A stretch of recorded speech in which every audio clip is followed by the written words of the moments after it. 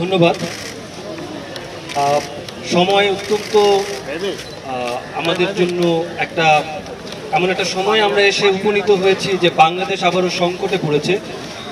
দুটো কথা ছোট্ট করে বলি। 2007 সালের আগস্ট মাসে সর্বশেষ বাংলাদেশে একযোগে সবকটি শিক্ষা প্রতিষ্ঠান বন্ধ করে দেওয়া হয়েছিল। আপনাদের সেই আগস্ট আন্দোলনের কথা মনে আছে? ইয়াজউদ্দিন, ফখরুদ্দিন, মইনুল আহমেদের সেনা শাসিত সরকারের বিরুদ্ধে ছাত্ররা স্ফুলিঙ্গের মতো জেগে উঠেছিল এবং সরকার বাধ্য হয়েছিল বিশ্ববিদ্যালয় থেকে নিচু স্তরের সকল শিক্ষা প্রতিষ্ঠান বন্ধ করে দিতে। কেন? কারণ তারা ভয় পেয়েছিল। সেই ছাত্রদের আন্দোলনের ফলে এমন একটি নির্বাচন হয়, যে নির্বাচনের মধ্য দিয়ে আওয়ামী লীগ ক্ষমতায় আসে এবং সেই সময় কিন্তু তারা বলেছিল যে আমরা এই ধরনের শিক্ষা প্রতিষ্ঠান বন্ধের নিন্দা জানাই। আজকে 17 বছর পরে সেই সরকার যখন ক্ষমতায়, তারা ইউজিসির মাধ্যমে প্রেস রিলিজ দিচ্ছে, বলছে যে বিশ্ববিদ্যালয়গুলো সরকারের নির্দেশে বন্ধ করে দেওয়া হলো। প্রশ্নটা হলো, সরকার এই ধরনের নির্দেশ বা ইউজিসি এই ধরনের নির্দেশ বিশ্ববিদ্যালয়গুলোকে দিতে পারে কি পারে না? আপনারা এর আগেও শুনেছেন, বলা হয়েছে অন্তত 73-এর অধ্যাদেশের বলে যে বিশ্ববিদ্যালয়গুলো চলে, সেই বিশ্ববিদ্যালয়গুলো কোনোভাবেই শুধুমাত্র প্রেস নোট দিয়ে বন্ধ করা যায় না। এবং সেই প্রেক্ষিতে আমরা দেখতে পাচ্ছি বিশ্ববিদ্যালয়গুলোর সিন্ডিকেট শুধুমাত্র সরকারের প্রেস নোট বাস্তবায়নের জন্য একের পর এক বিশ্ববিদ্যালয় বন্ধ ঘোষণা করছে। আমরা বলতে চাই, আপনারা কি স্বায়ত্তশাসিত বিশ্ববিদ্যালয়ের পরিচালনা করেন নাকি সরকারের আদেশ হয়ে আপনারা বিশ্ববিদ্যালয় পরিচালনা করেন? বাংলাদেশে বস্তুত কোন বিশ্ববিদ্যালয় আজকে অস্তিত্বশীল নেই। বাংলাদেশের সবগুলো বিশ্ববিদ্যালয় এবং তার প্রশাসন এক একটা সরকারের হলো ভূমিদস্যু এবং দালালে পরিণত হয়েছে।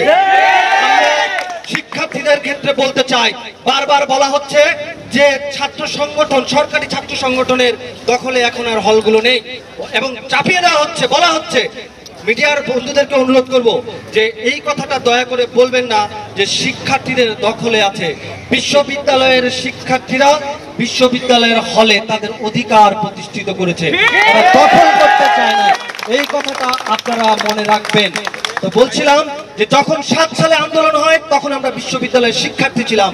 আজকে আমরা দেখতে পাচ্ছি ওরকমই একটা স্ফুলিঙ্গের জন্ম বাংলাদেশের ছাত্র সমাজ আবারও জন্ম দিয়েছে।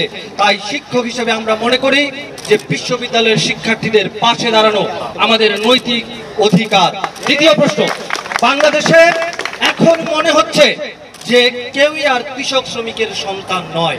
মনে হচ্ছে সবাই ওই কর্পোরেট পুঁজিবাদী, যারা হলো দুর্নীতি করে, যারা হলো 400 কোটি টাকার মালিক হয়, যারা হলো কি বলে ওই বিভিন্ন জায়গায় হলো জমি দখল করে আর হলো চাকরি দেয়, হলো প্রশ্নপত্র ফাঁস করে, বাংলাদেশটা তাদের দখলে চলে গেছে। ফলে আমরা যারা হঠাৎ করে মনে করছি বাংলাদেশে কৃষক শ্রমিকের সন্তানরা নেই, বিশ্ববিদ্যালয়গুলোতে পড়ে না, তাদেরকে আমাদেরকে আরেকটু ন্যারেটিভটা বদলাতে হবে। চিন্তা করতে হবে যে সাইদ যে নিহত হয়েছে তিনিও কিন্তু ওই কৃষকের সন্তান, ওই শ্রমিকের সন্তান।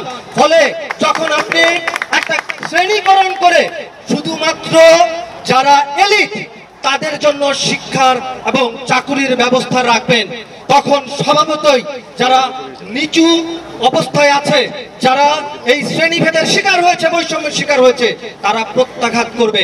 আমরা মনে করি যে কোটা সংস্কার আন্দোলন সেই প্রত্যাখ্যানেরই এবং প্রত্যাঘাত করারই বহিঃপ্রকাশ।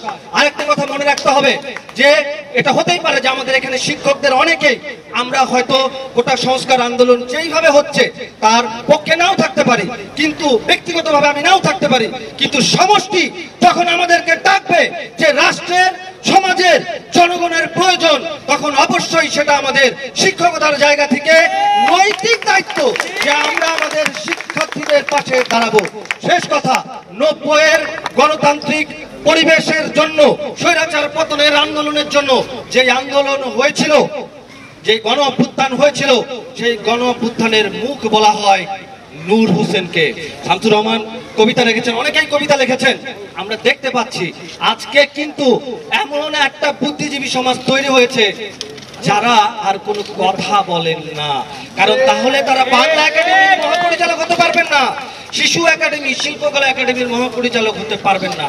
তাই আমরা বলতে চাই এই কথাটা যে নূর হোসেনের ওই লাশ যদি গণ অভ্যুত্থান 90-এর গণ অভ্যুত্থানের প্রতীক হয়ে যায়, হয়ে থাকে, তাহলে বাংলাদেশের আগামী দিনের ছাত্র সমাজের আন্দোলনের মুখ হলো আবু সাঈদের ওই বুক চিতিয়ে লড়াই করার, গুলি খাওয়ার যে প্রতিজ্ঞাবদ্ধ মানে মানে আদর্শ এবং চেহারা, মুখ, সেটা সাঈদ আমাদের স্মরণে থাকবে, শহীদ সাঈদের প্রতি। এবং বাংলাদেশের সমস্ত মুক্তিযুদ্ধ থেকে শুরু করে আজকে পর্যন্ত সমস্ত গণতান্ত্রিক আন্দোলনে যারা শহীদ হয়েছে, মানে 52 থেকে শুরু করে, তাদের সকলকে আমরা শ্রদ্ধা ভরে স্মরণ করব। এটাই মুক্তিযুদ্ধের বাংলাদেশের সর্বোচ্চ এবং সর্বোৎকৃষ্ট আদর্শবাদী চেতনা। ধন্যবাদ।